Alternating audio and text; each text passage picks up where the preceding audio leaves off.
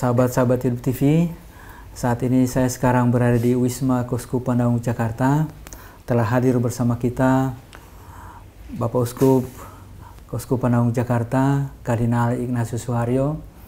Kita ingin mengetahui lebih dalam mengenai Bapak Kardinal Julius Darmoatmodjo yang akan merayakan hari ulang tahun yang ke-90. Bapak Uskup Suharyo adalah juga pernah menjadi Uskup Keuskupan Agung Semarang. Sekarang Bapak Uskup Kardinal Suharyo, sekarang juga Uskup Agung Jakarta. Sepertinya jalan yang mereka tempuh oleh bimbingan Tuhan sejalan dan mengikuti sampai saat ini. Kita ingin mengetahui lebih dalam sejauh manakah Bapak Kardinal senior, Kardinal sepuh itu di mata Bapak Kardinal Suharyo. Iya. Tentu pertama-tama ingin mengucapkan selamat hari ulang tahun yang ke-90 dan berdoa semoga Bapak Kardinal Julius tetap dalam keadaan seperti sekarang, fisik sesuai dengan usia sangat sehat, rohani sangat hebat, mental sangat tangguh. Itulah kesan umum saya. Jadi fisik, kan manusia itu terdiri dari tubuh, jiwa, dan roh. Nah, ketiga-tiganya ini hebat. Bapak Kardinal secara fisik ya sudah sepuh, pasti tidak seperti 20 tahun yang lalu. Tetapi menurut saya, karena beliau itu memang dianugerahi kesehatan dan yang baik ya oleh Tuhan, dan beliau sungguh-sungguh merawat dengan rutin pergi ke dokter dan sebagainya. Itu kan keutamaan keutamaan. Jadi menghargai tubuh. Dan salah satu bentuknya adalah membiarkan tubuhnya dirawat oleh orang lain, dokter yang berkompeten untuk itu. Mentalnya hebat, tangguh betul. Tangguh betul. Rohaninya menurut saya sangat unggul. Itu secara umum. Secara umum ya. Pengenalan Bapak Kardinal, itu ketangguhan, keunggulan itu sejauh mana Bapak Kardinal bisa melihat kok Bapak Kardinal Darmo itu sedemikian hebat? Iya. Saya membedakan begini Mas ya, yang fisik jelas ya, ya jelas. Yang mental itu kan manusiawi ya. Beliau adalah pribadi yang sungguh bukan hanya manusia, tetapi manusiawi. Kalau di dalam istilah yang biasa kita pakai kan, manusia itu homo. Tetapi homo itu belum tentu human. Maka ada proses hominisasi menjadi manusia, makhluk berbeda dengan makhluk yang lain. Dan yang kedua adalah humanisasi. Nah, ini istimewa. Bapak Kardinal Julius adalah pribadi yang perkembangannya di dalam hal humanisasi yang berkaitan dengan kejiwaan itu hebat.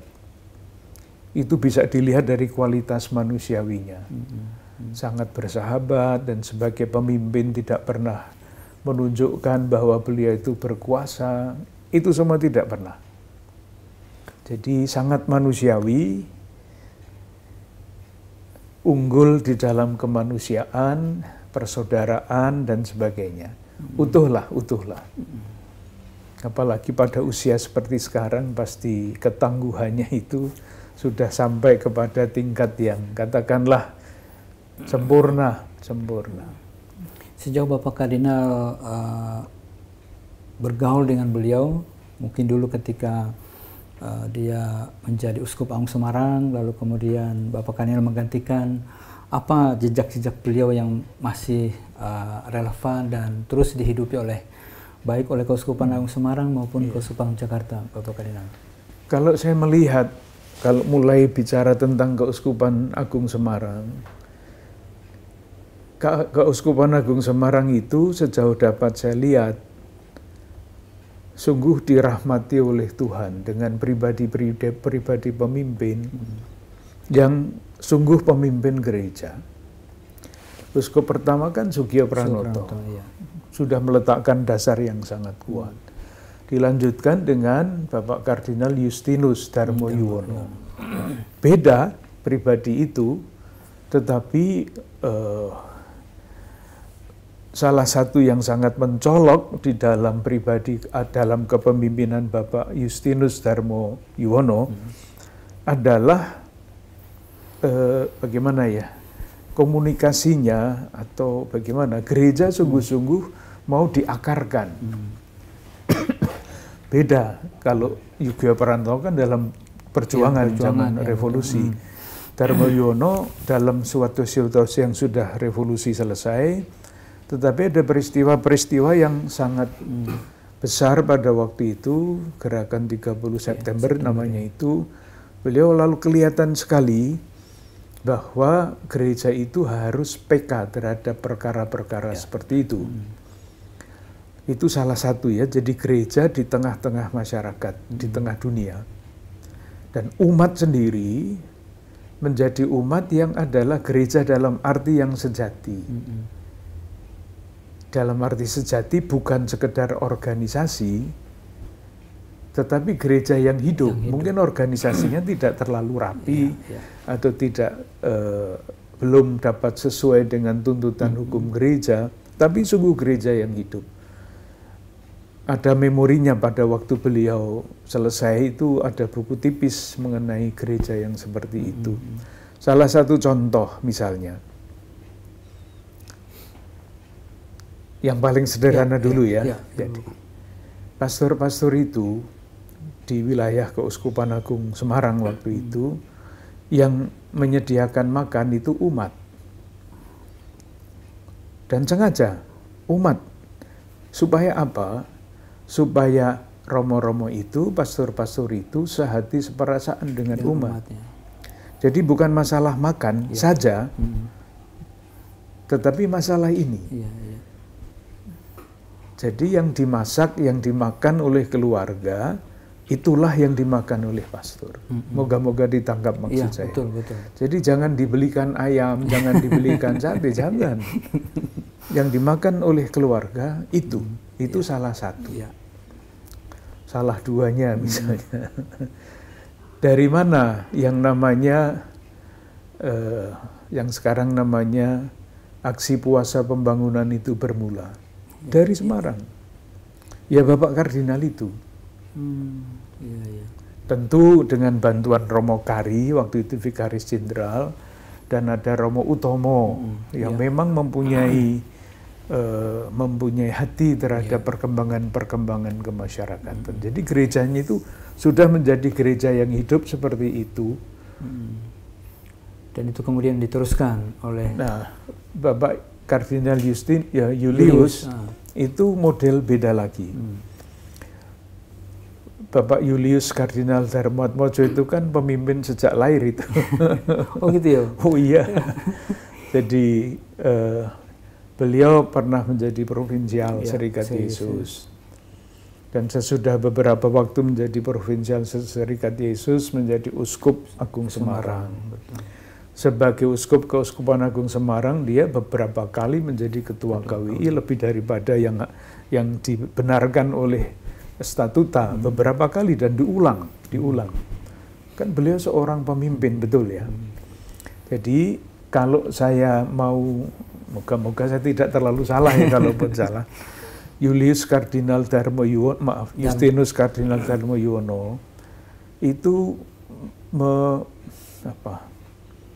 memberi warna gereja Keuskupan Semarang itu sebagai gerakan. Pokoknya gerakan. Ada macam-macam cerita yang tidak boleh saya ceritakan. Gerakan pokoknya apa yang baik bagi gereja, bagi umat, meskipun mungkin tidak sesuai dengan aturan-aturan tertentu. Jadi orang yang baik hati, dan itu kelihatan betul. Bapak Julius Kardinal Darmoatmojo itu seorang pemimpin, maka gerakan-gerakan itu diberi kerangka. Nah itulah sebabnya sejauh dapat saya tafsirkan, Bapak Kardinal Julius ini kan yang memulai arah dasar. Arah dasar itu rumus atau kata yang dipakai, yang diinisiasi oleh Bapak Kardinal Julius. Memang berkembang, tetapi itu kan jelas bahwa dengan arah dasar itu, gereja tidak sekedar gerakan kemana-mana yang entah kemana, tetapi ada arahnya. Itu adalah peranan dari Bapak Julius Kardinal Darmoatmojo. Itu dimulai sejak dia menjadi Uskup Agung Semarang ya, Bapak? Iya. Bukan menunggu sebelum beberapa tahun kemudian ya? Oh, tahun 84. Jadi menunggu beberapa waktu.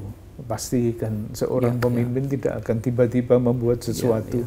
Dia akan melihat apa yang sudah terjadi dan kemudian melanjutkan. Tapi intinya kalau yang pelayanan rutin kan jelas ya. Tetapi mendirikan Dewan Karya Pastoral, memulai arah dasar, itu bagi saya salah satu indikasi yang sangat jelas, salah satu watak utama seorang pemimpin ingin tahu sekarang ada di mana, kita mau sampai kemana, dan bagaimana langkah-langkah itu diatur. Itu kadang-kadang malu terus terang Mas ya, malu dalam arti ini. Saya selalu diberi warisan yang sungguh-sungguh sudah jadi. Jadi dasar sudah diletakkan, gaya tertentu, gereja sebagai gerakan sudah ditunjukkan buah-buahnya, gereja yang sangat hidup, gereja sebagai institusi, ini hanya membeda-bedakan ya, tidak memisah-misahkan, sudah ditunjukkan bagaimana suatu lembaga yang besar ini harus diatur. Saya itu kan tinggal menerima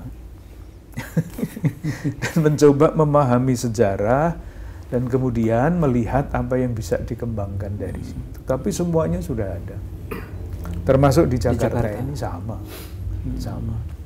Arah dasar juga sudah ada sebelumnya, Bapak, sebelum Bapak Uskup kesini? Sudah, iya Bapak Kardinal yang mulai. Hanya memang prosesnya berbeda. Jadi kalau saya tidak salah ingat ya, arah dasar waktu itu dirumuskan oleh Kuria Keuskupan. Dan kemudian yang memutuskan adalah pasti Bapak Kardinal ya. Sekarang kan prosesnya lain. Waktu saya mulai pertama, arah dasar itu dirumuskan masih oleh Kuria. Tapi kemudian dibuatlah yang namanya Dewan Karya Pastoral. Itu bukan Dewan Pastoral seperti yang dituntut oleh hukum gereja, sengaja dipakai istilah yang tidak sama dengan yang dituntut oleh hukum gereja supaya geraknya lebih bebas. Yang penting itu kan geraknya bukan organisasinya ya. Nah, kemudian dibuatlah oleh imam-imam. Dan sesudah imam-imam melalui grup fokus grup discussion, mengundang macam-macam awam, bahkan pemikir-pemikir dari berbagai macam cabang ilmu, dari lingkungan komunitas iman yang berbeda, seperti sekarang ini. Jadi artinya memang Bapak Kardinal meneruskan saja atau mungkin ada pembaharuan yang dilakukan? Walaupun fondasinya sudah kuat diletakkan oleh Bapak. Ya bukan saya ya, karena saya menganut asas uskup itu sama sekali tidak penting. Yang penting itu adalah mencari kehendak Tuhan bersama-sama. Nah, uskup pasti berperan di situ, tapi dia bukan yang paling penting.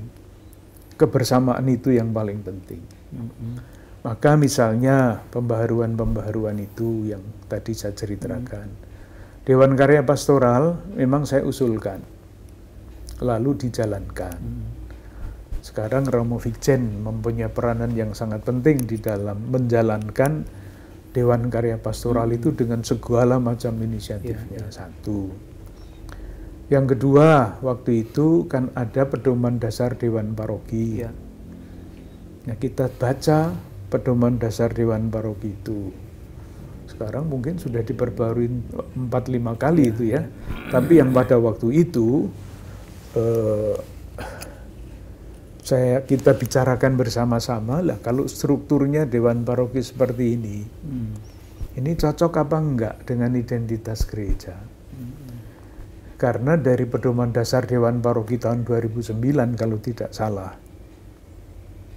itu strukturnya seperti struktur tentara.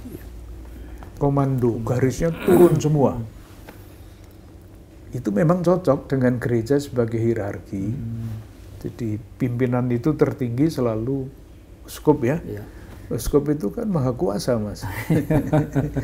Dia itu adalah pemimpin di dalam bidang eksekutif, dalam bidang yudikatif, dalam bidang legislatif.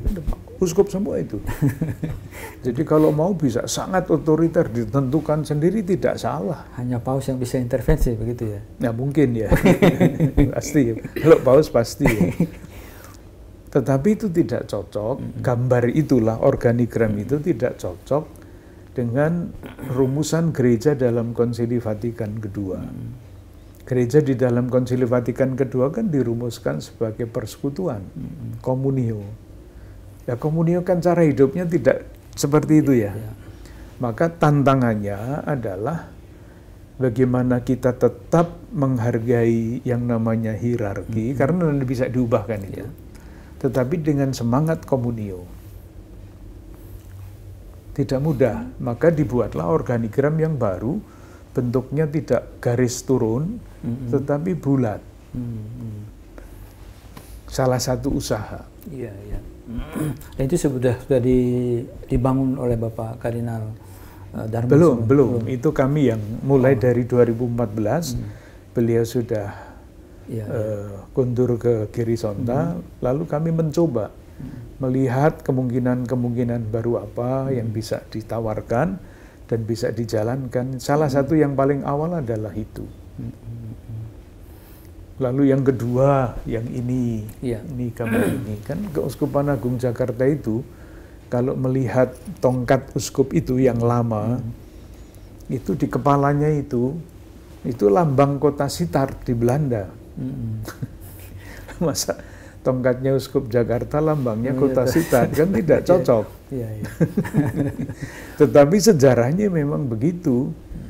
Karena dulu yang menjadi katakanlah pemimpin dengan tingkat tabisan uskup di Jakarta ini, di Batavia, adalah imam dari Sitar. Dan waktu, kalau tidak salah ceritanya, ketika beliau berangkat dari Belanda, itu bekalnya tongkat itu. Maka tongkat itu di kepalanya ada lambang kota Sitar. Saya setiap kali membawa tongkat itu, masa itu Jakarta. Lalu mulailah dicoba dalam dalam sayembara menciptakan lambang Keuskupan Agung Jakarta. Lambang itu tidak akan berubah kecuali nanti kalau uskupnya mau ya. Kan uskup kan ganti-ganti, jadi lambang uskup kan beda-beda. Nah, sekarang di Keuskupan Agung Jakarta tidak dipakai lambang saya di dalam surat-surat, enggak. Yang dipakai adalah lambang Keuskupan Agung Jakarta. Ini. Yang ini Bapak. Bukan yang sana ini. Bukan yang di sana. Itu lambang saya. Yang dipakai di dalam surat-surat resmi kan ini. Dengan segala macam penjelasannya. Itu dipakai pada waktu tertentu saja kalau memang saya pribadi yang membuat itu laku dengan lambang saya. Tapi kalau resmi keuskupan ya jangan saya, ini yang tidak akan, yaitu supaya ada keberlanjutan. Jangan uskup ganti, semua ganti, kecuali kalau memang kehendaknya ya. Iya. Bapak Kardinal, kalau saya baca tentang Bapak Kardinal Darmo itu, salah satu hal yang selalu diperhatikan soal manusia. Tadi Bapak Kardinal mengatakan, dan dia memang melihat sila kedua Pancasila, kemanusiaan itu menjadi mewarnai seluruh sila-sila Pancasila. Apakah Bapak Kardinal melihat ini juga dalam sisi Bapak Kardinal Darmo? Iya, saya membaca ini dengan cara saya. Tadi kan saya mengatakan manusia itu terdiri tubuh, jiwa, dan roh. Maka pertanyaan saya kalau menanggapi pertanyaan ini, mengapa Bapak Kardinal Julius itu memberi perhatian utama kepada kemanusiaan yang adil dan beradab? Jawabannya, karena beliau seorang Yesuit yang sejati. Itu jawabannya. Tentu belum tahu maksud saya. Sebagai seorang Yesuit, Bapak Julius itu pasti paham betul dengan latihan rohani Santo Ignatius yang dipakai sebagai pegangan retret khususnya oleh Yesuit. Pada satu nomor 23, itu ada judul asas dan dasar. Ini adalah faham dasar mengenai manusia. Mungkin lebih-lebih pada tataran yang ketiga, tataran rohani. Saya tidak hafal persis kalimatnya, tetapi pada nomor itu, pada nomor asas dan dasar itu, dirumuskan tujuan manusia diciptakan. Ada dua hal yang saya tangkap. Manusia itu diciptakan untuk memuliakan dan meluhurkan Tuhan. Itu satu, itu tujuan utama. Tentu dengan mengabdi ya. Konsekuensinya, semua yang lain selain memuliakan dan meluhurkan Tuhan dan mengabdi Tuhan, itu sarana. Maka kadang-kadang juga tidak gampang memahaminya. Jangan lebih memilih sehat daripada sakit. Tergantung untuk memuliakan Tuhan, saya itu sakit apa sehat. Kalau Tuhan menghendaki saya memuliakan Tuhan dengan sehat, ya itu bukan pilihan saya, itu anugerah Tuhan. Tapi kalau saya sakit, tujuannya tetap untuk memuliakan dan meluhurkan Tuhan. Gampang diucapkan, tapi susah kan untuk dijalankan. Sehat, sakit, benda dan sebagainya itu. Nah, saya melihat Bapak Kardinal Julius itu sungguh menghayati asas dan dasar latihan rohani Santo Ignatius, yang lain-lain, tapi dasarnya yang ini. Sehingga kalau beliau memberikan perhatian utama kepada kemanusiaan yang adil dan beradab, itu landasannya itu. Kalau saya tafsirkan, saya tidak tahu apakah tafsiran saya betul apa enggak, tapi ketika manusia itu sadar bahwa dia adalah ciptaan, ya itulah tujuannya dia diciptakan. Masalahnya adalah manusia itu bukan hanya saya, manusia itu ada yang namanya orang lain. Orang lain itu bisa namanya pemerintah, bisa namanya pedagang, bisa namanya lain-lain. Yang memandang manusia tidak dalam status itu. Jadi manusia yang oleh penguasa yang otoriter kan tidak dipandang sebagai yang memuliakan Allah, dia itu yang harus ditindas. Untuk pedagang-pedagang yang tidak bagus, ini kan manusia ini disingkirkan saja. Salahnya kan dua, manusia disingkirkan, yang menyingkirkan itu juga nggak ngerti hakikat manusianya apa. Jadi saya tafsirkan spontan loh ya. Kalau Bapak Kardinal Julius selalu bicara mengenai kemanusiaan, akarnya adalah kerohanian, Mas. Spiritualitas beliau sebagai seorang Yesuit yang unggul. Buah-buahnya seperti itu. Jadi perhatian-perhatian yang katakanlah bisa kita amati, itu sumbernya ada pada yang tidak bisa kita amati dengan mata, tapi ada di dalam batin. Bapak Kardinal, tadi Bapak Kardinal sudah katakan bahwa beliau pemimpin memang, menjadi provinsial, kemudian menjadi uskup, dan juga satu lagi menjadi, tadi sudah disebutkan sebagai ketua KWI. Kalau Bapak Kardinal sebutkan beberapa hal, sesuatu yang dia lakukan untuk gereja Indonesia, selain surat gembala pada tahun 97, yang fenomenal itu, kira-kira seperti apa Bapak Kardinal? Iya. Saya ambil salah satu contoh ya Mas ya. Kita sekarang sudah terbiasa menggunakan kata persaudaraan sejati. Siapa yang mengucapkan itu? Ya Bapak Kardinal itu. Bukan hanya dipakai oleh umat Katolik, tapi dipakai oleh di mana-mana sekarang. Menciptakan satu istilah yang nyatanya dipakai, diterima oleh pribadi-pribadi, oleh masyarakat, oleh gereja, itu kan prestasi yang sangat besar. Ya. Karena kata kan bukan hanya rentetan huruf ya. Kata itu kalau diucapkan mengubah cara berpikir. Bukan hanya cara berpikir, mengubah hati. Jadi menciptakan, menawarkan satu kata yang diterima, diucapkan, dan kemudian diperjuangkan. Itu prestasi yang luar biasa. Jadi bukan soal organisasi dan sebagainya. Itu juga pasti ya. Kalau ada keputusan-keputusan KWI, nota pastoral, salah satu nota pastoral yang paling paling dibaca banyak orang itu kan nota pastoral KWI tahun 2004. Keadaban publik menuju habitus baru bangsa. Hanya sekian ini. Tapi sejak saat itu orang menggunakan kata keadaban publik. Banyak orang menggunakan habitus baru. Moga-moga maksud saya ditangkap ya. Jadi bukan yang pidato-pidato yang bukan, tetapi justru saya melihatnya banyak yang lain pasti ya. Kalau melihat buku-buku beliau, karangan-karangan beliau yang masih sampai sekarang beliau tulis, itu pasti pengaruhnya banyak. Saya yang memberikan contoh. Tadi kan ditanyakan di KWI ya, saya melihatnya spontan, belum mempelajari dokumen. Dua hal itu. Satu, persaudaraan sejati menjadi kata yang sangat umum dipakai.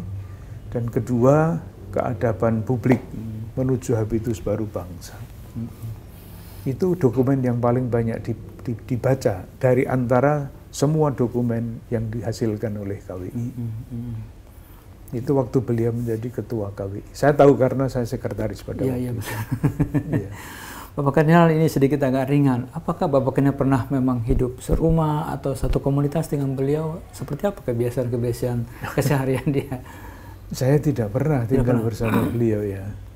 Pernah tinggal, tapi beliau sebagai pamong di seminari, saya sebagai siswa. Oh, tahun berapa Bapak Kardinal? Tahun berapa? Saya kelas 5. Oh, pernah menjadi pamongnya juga di seminari ya? Pernah. Saya ingat betul waktu itu. Tahun berapa? Tahun 65 kalau tidak salah, sekitar tahun itu. Iya. Seperti apa dia sebagai pamong, kalau Bapak Kardinal masih ingat? Udah lupa atau bagaimana? Beda dengan yang sebelumnya. Tapi apa saya bisa bicara tentang itu ya? Jadi pamong yang sebelumnya itu kerasnya bukan main. Keras. Dan kerasnya itu fisik.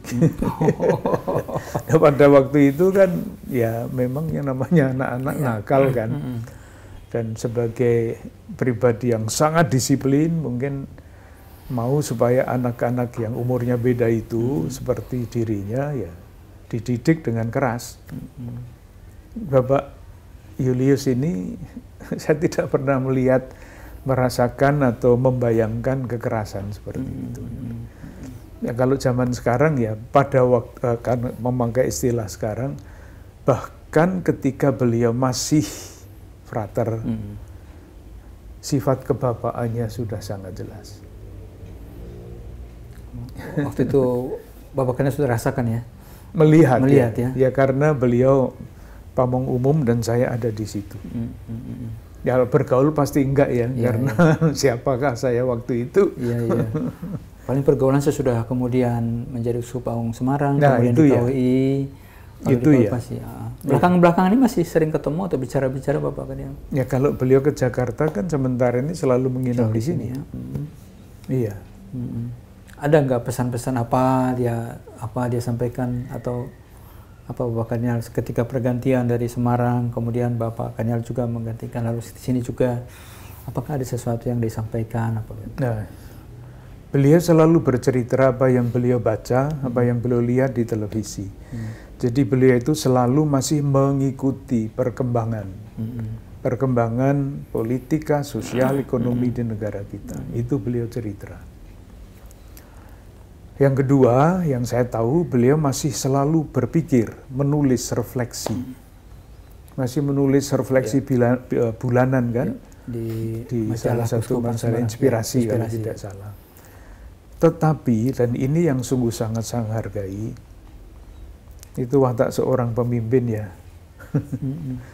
Beliau tidak pernah memesankan apa-apa lagi kepada saya. Beliau tidak mau mencampuri urusan, tidak mau. Kalau bercerita mengenai apa yang beliau kerjakan, iya. Tapi kalau mengatakan sesuatu mengenai apa yang sebaiknya saya kerjakan, sama sekali tidak. Ya itu watak seorang pemimpin, tidak cawe-cawe lagi. Cukup ya, cukup. Tidak lagi ya, sudah pergi gitu ya. Iya. Dan beliau memang sesudah dari sini langsung ke Girisonta gitu ya. Betul. Iya. Kemarin juga datang semangat ketika Paus juga datang ke sini. Oh iya, hebat. Dan sangat dihormati, sangat dihargai. Iya. Justru karena senioritasnya itu. Para uskup juga sangat menghormati beliau. Iya.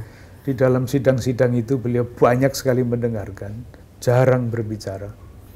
Hanya kalau ada saat-saat tertentu sidang membutuhkan pencerahan, beliau berbicara. Baik. Dan biasanya kalau beliau berbicara selesai. Sudah.